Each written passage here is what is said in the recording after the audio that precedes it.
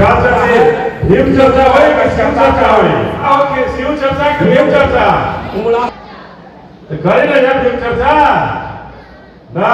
तो भीम चर्चा आप लोग कीजिए अपने गांवों में, अपने पंचायतों में, गांव-गांव में घूमिए, अपने बाबा भीम के बारे में बताइए कि कैसे वो फौलाद थे। जय भीम, जय भीम। यह आजादी चाहे वो मंदिर जाने की हो या हमें सरकार में वोट डालने का आजादी हो और अधिकार हो, ये किसने दिया? ये क्या दुर्गा माता ने दी है क्या? ये भगवान शंकर ने हमें दिया क्या? किसने दिया? ये हमें बाबा साहब ने दिया। और आज हम क्या कर रहे हैं? और आज हम दलित समाज के लोग, हम पिछड़े समाज के लोग, अति पिछड़े समाज के लोग उसी मंदिर में जाकर घुटने टेकते हैं कि बाबा हमें आशीर्वाद दे दो, हमें आशीर्वाद दे दो, हमारे बच्चों को आशीर्वाद दे दो, हमारे बच्चों को नौकरी दिला दो।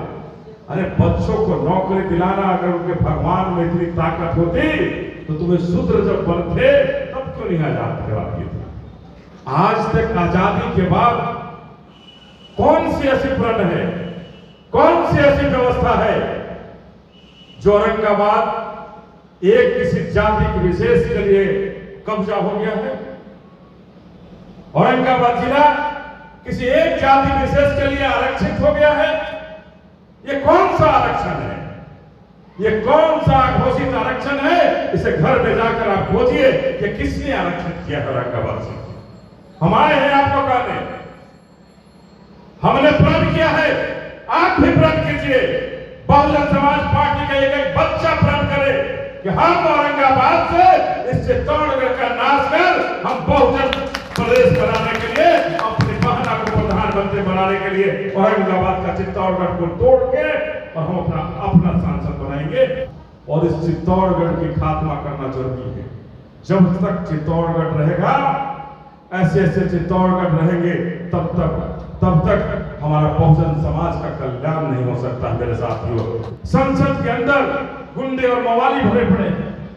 जो गुंडे मवाली गाली दे रहे हैं हमारे लोगों को, हमारे बहुजन समाज के लोगों को, तो लानत है हम सबको, लानत है हम सबों का कि हम उन्हें उनकी औकात नहीं ठिकाना ला देते हैं। तब तक लानत है हम सबों का। ताकत दीजिए, अपने बहुजन समाज पार्टी को ताकत दीजिए। और जिस दिन वो ताकत देंगे, निश्चित रूप से ऐसे जो आतंकवादी मनुवादी व्यवस्था जो सर चढ़ करके बोलने का काम कर रही है, हाथी के पैर तले रौंदे जाएंगे। हम ये कहना चाहते हैं कि हाथी के पैर तले को रौंद दिया जाए।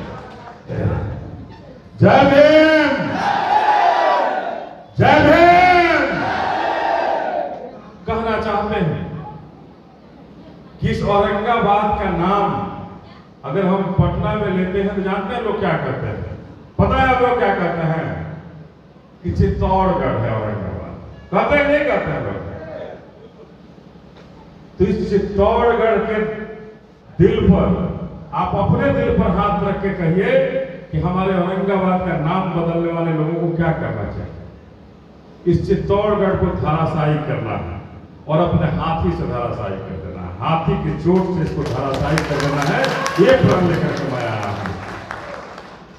आज तक आजादी के बाद कौन सी ऐसी प्रण है, कौन सी ऐसी व्यवस्था है जो औरंगाबाद एक किसी जाति के विशेष के लिए कब्जा हो गया है?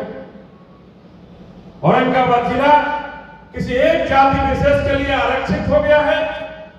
ये कौन सा आरक्षण है? ये कौन सा घोषित आरक्षण है? इसे घर में जाकर आप खोजिए कि किसने आरक्षित किया औरंगाबाद से। हम आए हैं आपको कहने, हमने प्रण किया है, आप भी प्रण कीजिए। बहुजन समाज पार्टी का एक बच्चा प्रण करे कि हम औरंगाबाद से इस चित्तौड़गढ़ का नाश कर हम बहुजन प्रदेश बनाने के लिए, अपनी बहना को प्रधानमंत्री बनाने के लिए औरंगाबाद का चित्तौड़गढ़ को तोड़ के और हम अपना सांसद बनाएंगे और हम दिल्ली तक उसे भेजने का काम करेंगे। हम ये कहना चाहते हैं, ये कैसे बनेगा? अभी जब प्रदेश की मीटिंग हो रही थी, हमने कहा कि बहुजन समाज पार्टी अगर प्रदेश में नहीं पड़ रहा है, बिहार प्रदेश में नहीं पड़ रहा है, तो इसके पीछे हमारा संगठन कमजोर है, हमें इसको स्वीकार करना चाहिए। हम सबों ने स्वीकार किया कि हाँ हमारा संगठन कमजोर है, तो मजबूत कौन करेगा? क्या हमारी आदरणीय बहना गांव गांव घूमने आएंगी कि हम मजबूत करें? माननीय काशी राम साहब जब चलते थे तो साइकिल के पैडल चलाते चलाते पूरे बिहार को उन्होंने नापने का काम किया। उस सिलसिले में औरंगाबाद भी हुआ है, पूरे बिहार को उन्होंने नापने का काम किया और न जाने साइकिल से कितने बार उन्होंने बिहार को घूमने का काम किया। अब ये काम किसका है? ये मिशन किसका है? क्या मिशन काशी राम साहब नहीं रहे तो मिशन खत्म हो जाना चाहिए? अगर बहना के नेतृत्व में आस्था है, विश्वास है, तो आज तक अपने लिए आपने जिया है। एक बार अपने माननीय काशी राम साहब के लिए जिए, एक बार अपने बाबा साहब के लिए जिए और जी करके दिखा दीजिए कि हमारा औरंगाबाद हमारा क्या है। अगर जीना चाहते हैं, बाबा साहब को क्या कमी थी? अरे बाबा साहब को क्या कमी थी? जाके अपने लिए पढ़ लिए। भारत में आज भी सबसे ज्यादा पढ़े लिखों में अकेला नाम उन्हीं का आता है। जितनी डिग्रियां उनके पास थे, आज तक वो डिग्रियां दूसरे नहीं हासिल कर सकते। इतने पढ़ने लिखने के बाद भी जब बिहार भारत आते हैं तो किसके लिए चलते हैं? क्या करते हैं? कहते हैं कि सब लोग एक बराबर। अरे आज तो क्या है, ये गांव में अगर हमारे किसी भाई की नौकरी लग जाती है तो कहता है कि ना मैं बहुजन समाज का नहीं हूं, मैं अलग हो गया। कहते हैं कि नहीं लोग कहते। लेकिन बाबा साहब उस समय जब इतनी छुआछूत थी, जब हमें शूद्र माना जाता था, हम में कोई सटना स्वीकार नहीं करता था, और उस समय बाबा साहब ने कहा कि नहीं, आओ शूद्रों, हम तुमको आजाद करते हैं। यह आजादी चाहे वो मंदिर जाने की हो या हमें इस सरकार में वोट डालने का आजादी हो और अधिकार हो, ये किसने दिया? ये क्या दुर्गा माता ने दी है क्या? ये भगवान शंकर ने हमें दिया क्या? किसने दिया? ये हमें बाबा साहब ने दिया। और आज हम क्या कर रहे हैं? और आज हम दलित समाज के लोग, हम पिछड़े समाज के लोग, अति पिछड़े समाज के लोग उसी मंदिर में जाकर घुटने टेकते हैं कि बाबा हमें आशीर्वाद दे दो, हमें आशीर्वाद दे दो, हमारे बच्चों को आशीर्वाद दे दो, हमारे बच्चों को नौकरी दिला दो। अरे बच्चों को नौकरी दिलाना अगर उनके भगवान में इतनी ताकत होती तो तुम्हें शूद्र जब बनते तब क्यों नहीं आजाद करा दिए थे? ये समझने की जरूरत है।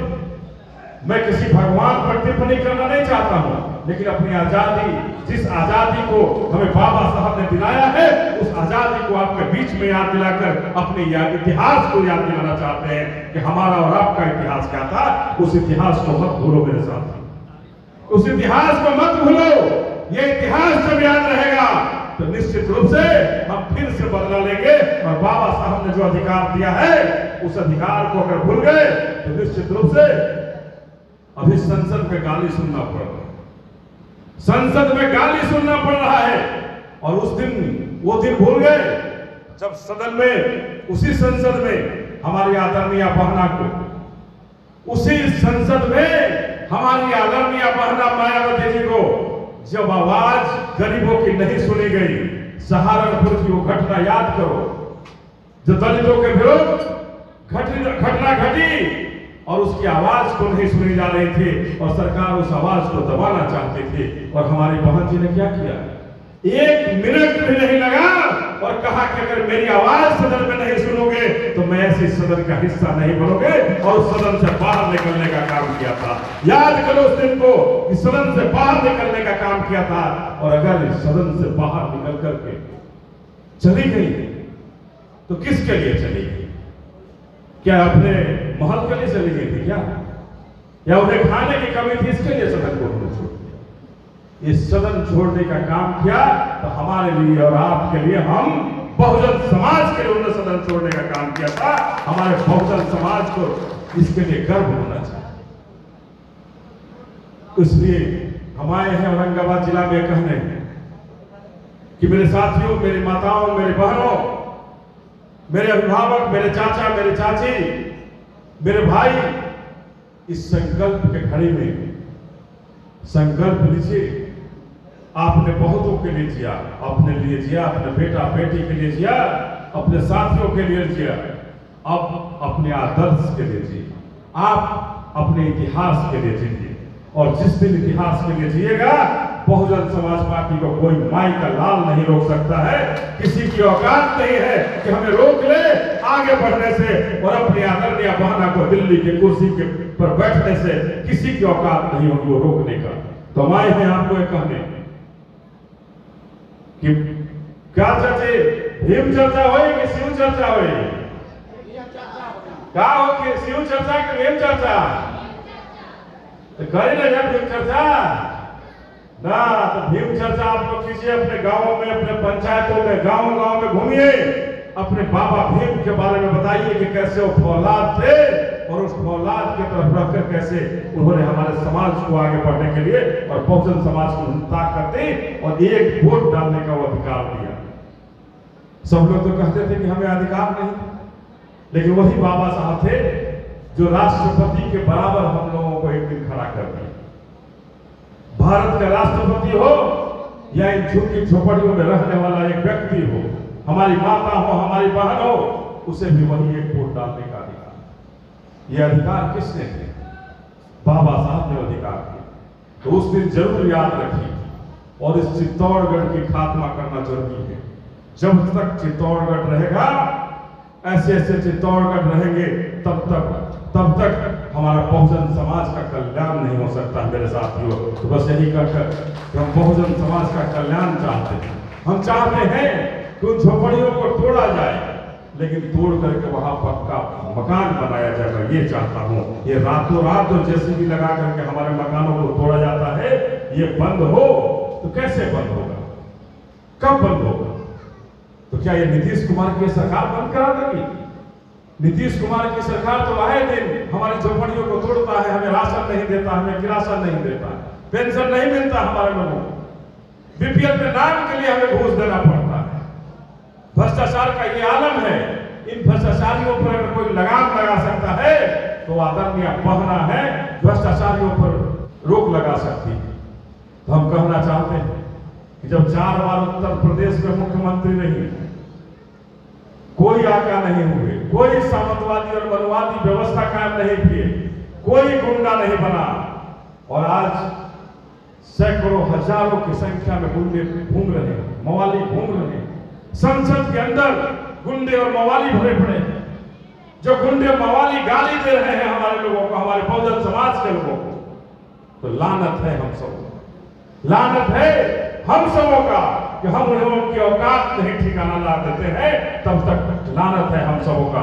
इसलिए हम कहना चाहते हैं कि आप निश्चिंत कीजिए, अपने बहुजन समाज को निश्चित कीजिए, ताकत दीजिए, अपने बहुजन समाज पार्टी को ताकत दीजिए, और जिस दिन वो ताकत देंगे, निश्चित रूप से ऐसे जो आतंकवादी मनुवादी व्यवस्था जो सर चढ़ करके बोलने का काम कर रही है, हाथी के पैर तले रौंदे जाएंगे। हम ये कहना चाहते हैं कि हाथी के पैर तले इनको रौंद दिया जाए। तो बस यही कहकर क्या हम सभी संकल्प लेंगे कि बहना को प्रधानमंत्री बनाएंगे और चित्तौड़गढ़ का अंत करेंगे? तो चित्तौड़गढ़ का अंत कीजिए और अपना सरकार बनाइए, मायागढ़ बनाएंगे, बस मायागढ़ बनाइए, बहुजनगढ़ बनाइए, लेकिन चित्तौड़गढ़ के अंत करके अपना बहुजनगढ़ को कायम रखिए, उसको बढ़ाइए। बस यही कहकर के आप सबको बहुत बहुत धन्यवाद करते हुए, वोट हमारा राज तुम्हारा, वोट हमारा राज तुम्हारा, वोट हमारा राज तुम्हारा, वोट हमारा राज तुम्हारा। जय भीम।